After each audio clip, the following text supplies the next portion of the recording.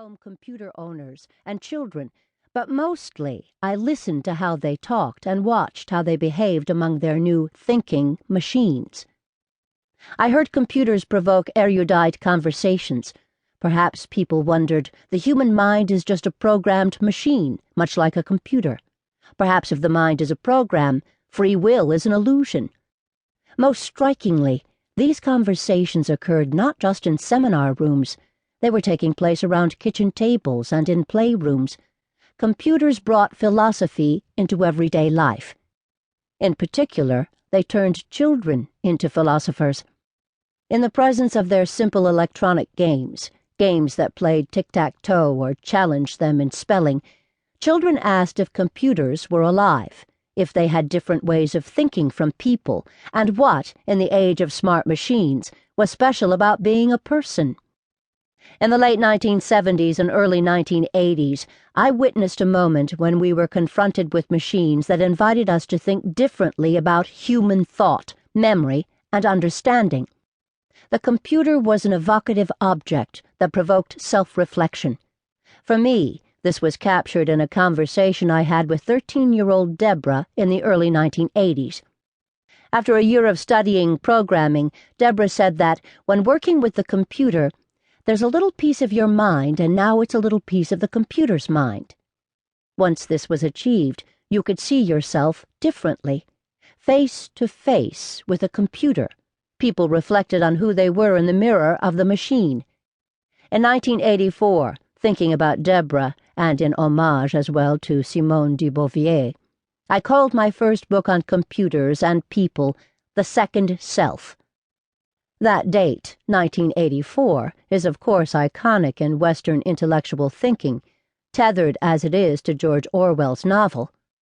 1984 describes a society that subjects people to constant government surveillance, public mind control, and loss of individual rights.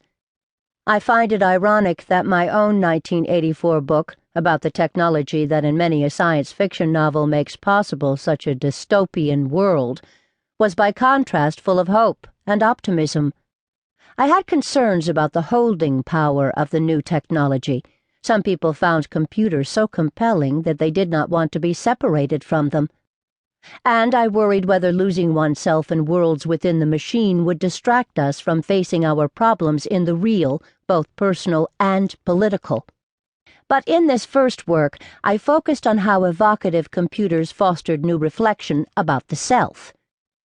In the decade following the publication of The Second Self, people's relationships with computers changed. Whereas in the 1980s that relationship was almost always one-on-one, a person alone with a machine, in the 1990s this was no longer the case. By then the computer had become a portal that enabled people to lead parallel lives in virtual worlds. People joined networks such as America Online and discovered a new sense of place. These were heady times.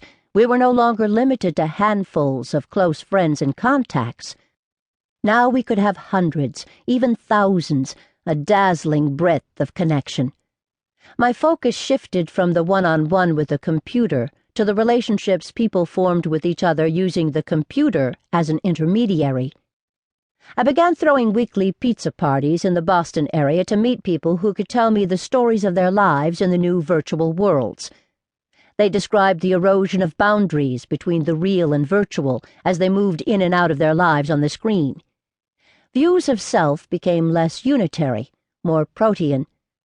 I again felt witness, through the prism of technology, to a shift in how we create and experience our own identities. I reported on this work in my 1995 Life on the Screen, which offered, on balance, a positive view of new opportunities for exploring identity online. But by then, my optimism of 1984 had been challenged. I was meeting people, many people, who found online life more satisfying than what some derisively called RL, that is, real life. Doug, a Midwestern college student, played 4 avatars, distributed across 3 different online worlds. He always had these worlds open as windows on his computer screen, along with his schoolwork, email program, and favorite games. He cycled